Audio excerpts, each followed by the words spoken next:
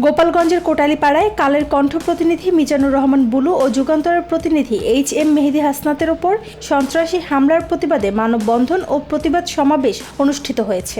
বুধবার কেন্দ্রীয় শহীদ মিনার চত্বরে উপজেলার কর্মরত সাংবাদিকদের ব্যানারে এ কর্মসূচি পালিত হয়।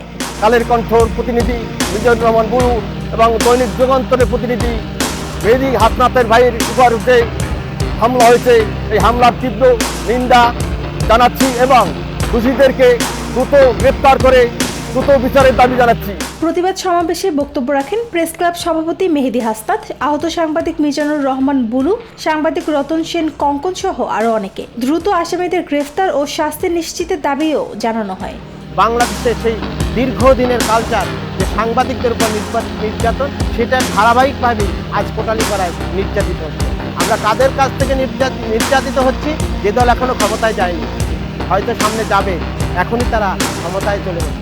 আসামিদের গ্রেফতার না হওয়া পর্যন্ত বৃহস্পতিবার থেকে প্রতিদিন 1 ঘণ্টা করে অবস্থান কর্মসূচি ও কলম বিরতি পালন করবে বলে ঘোষণা দেন সাংবাদিকরা।